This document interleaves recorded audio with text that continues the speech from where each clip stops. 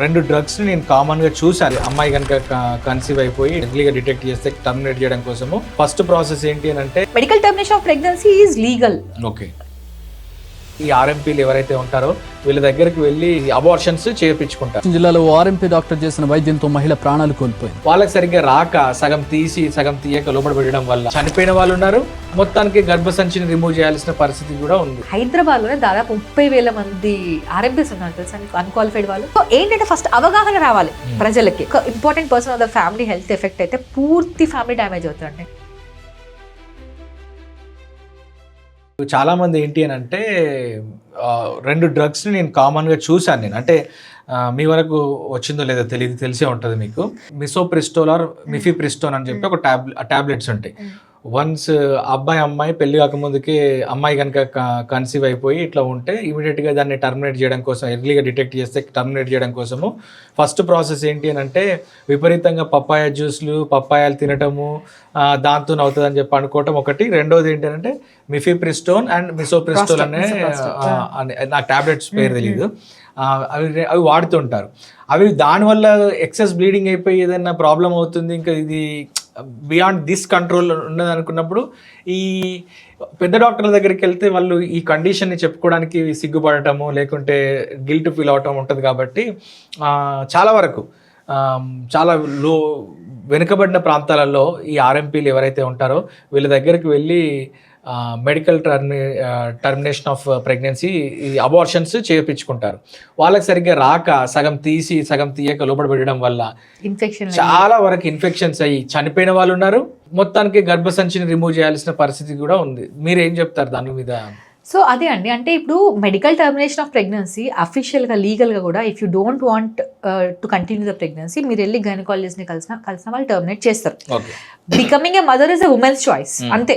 In fact you don't even need your partner's signature for that, it is your choice.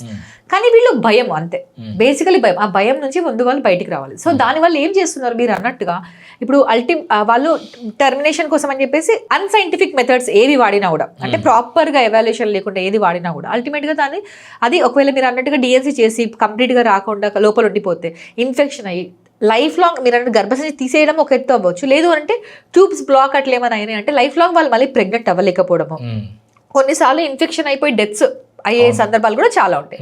So అవన్నీ అవుతున్నాయి. So ఏంటంటే first అవగాహన రావాలి ప్రజలకి.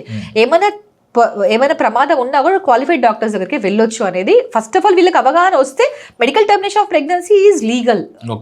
3 months లోపు 100% ఎవరైనా వెళ్ళొచ్చు, ఎక్కడైనా ఎంటీపీ చేయించవచ్చు. మీరు అంటున్నారు అందుబాటులో లేని కుగ్రామాలు, ట్రైబల్, రూరల్ అని అంటున్నారు. హైదరాబాద్లోనే దాదాపు 30,000 మంది ఆర్ఎంపీస్ ఉన్నారు తెలుసా మీకు, అన్క్వాలిఫైడ్ వాళ్ళు. ఓన్లీ హైదరాబాద్ సిటీలో అంటే అర్థం చేసుకోండి ఎంత మంది ఉన్నారు. సో మీరు జస్ట్ ఇట్లా ఓల్డ్ సిటీ ఏరియాలో ఒక 1/2 kilometer జస్ట్ ఈవినింగ్ వాక్ చేయండి, మీకు కనిపించకుండా ఉండదు ఒకటన్నా వాళ్ళ క్లినిక్ అనుకో. సో అంతమంది ఉన్నారు. డాక్టర్స్ లేక కాదు, it is their choice to go to unqualified doctor అంతే. ఆ చాయిస్ అనేది వాళ్ళు మారాలి. ఎప్పుడు మారాలి? అందుకని మెడికల్ కౌన్సిల్ ముఖ్యంగా ఈ అర్హత లేని వాళ్ళని ముందు మనం కంట్రోల్ చేస్తేనే ఇప్పుడు రాబోయే క్వాలిఫైడ్ వాళ్ళకి ఉపాధి అవకాశాలు దొరుకుతాయి, వాళ్ళ సర్వైవల్ అనేది పాసిబుల్ అవుతుంది. లేకపోతే ముందు ఇంకా కష్టం ఉంటుంది. ఆ ఊర్లో ఒక ఆర్ఎంపీ ఉన్న ఊర్లో క్వాలిఫైడ్ డాక్టర్ ప్రాక్టీస్ చేయలేడు, అలాంటి పరిస్థితి. ఎందుకు అంటే ఆర్ఎంపీ సాయంత్రం evenings available time 10 o'clock 11 o'clock వీళ్ళు పనికి వెళ్ళేసి వచ్చిన తర్వాత ఆర్ఎంపీ దగ్గరికి వెళ్తే ఒక సూది ఇచ్చి పంపిస్తాడు. సో అలాంటి ఒక అన్హెల్దీ కల్చర్ అది డెఫినెట్ గా అది ప్రజల హెల్త్ కి మంచిది కాదు. సో ఏంటి సిమ్టమ్ రిలీఫింగ్ కదా, అంటే రోజు మందు తాగి పడుకున్నట్టుగా గోళీ వేసుకొని పడుకున్నట్టుగా. దానికి రీజన్ ఏంటి అనేది వాళ్ళు ఆలోచించారు, that is beyond their knowledge.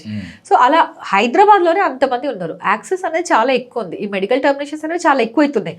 మారుతున్న కల్చర్కి మారుతున్న ట్రెండ్కి తగ్గట్టుగా లీగల్గా కూడా చాలా ఆప్షన్స్ ఉన్నాయి, ఛాన్సెస్ ఉన్నాయి. Doctors are trying to help people but people are not understanding it. పీపుల్కి భయం అంతే. క్వాలిఫైడ్ డాక్టర్ దగ్గరికి వెళ్తే మళ్ళీ ఎంత బిల్ అవుతుందో అని భయం. బిల్లు కానివి కూడా చాలా ఉన్నాయి ఆప్షన్స్. తక్కువ బిల్తో చేసిన వాళ్ళు కూడా చాలా ఉన్నారు. చిన్న నర్సింగ్ హోమ్స్ ఎవరు పెద్ద పెద్ద బిల్లులు వేయని వాళ్ళు కూడా చాలా మంది ఉన్నారు. కానీ వాళ్ళకి అది అంతే కాదు, వీళ్ళైతే అంటే జస్ట్ వర్డ్ ఆఫ్ మౌత్ అంతే. అక్కడున్నాడు ఆయన అయితే చేసేస్తాడు, ఆయన అట్లా వర్డ్ ఆఫ్ మౌత్ అంతే.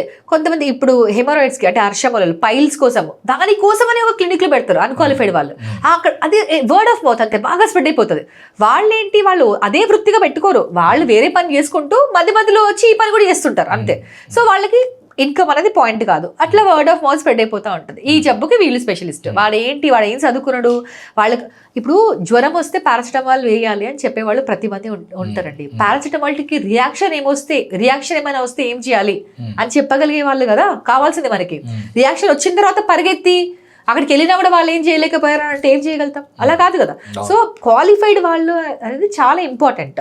సో ఈ ఎంటీపీస్ కోసం కూడా అన్క్వాలిఫైడ్ వాళ్ళ దగ్గరికి వెళ్ళేసి హెల్త్ కాదు అక్కడ లైఫే. ఒక లైఫ్ అంటే ఏంటి, ఒక లైఫ్ అంటే నా ఉద్దేశంలో ఒక ఫ్యామిలీ లైఫ్ అంతే.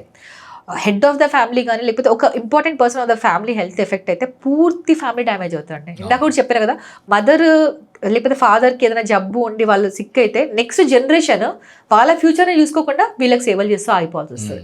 అట్లనే ఒక ఉమెన్ ఎఫెక్ట్ అయితే ఫ్యామిలీ మొత్తం చాలా ఎఫెక్ట్ అవుతుంది, సోషల్గా కానీ ఫైనాన్షియల్గా కానీ అన్ని రకాలుగా. సో ఒక నా హెల్త్ అంటే నా ఫ్యామిలీ లైఫ్ అనేది ఆలోచన ఉంటే ఖచ్చితంగా క్వాలిఫైడ్ వాళ్ళ దగ్గరికి వెళ్తారు.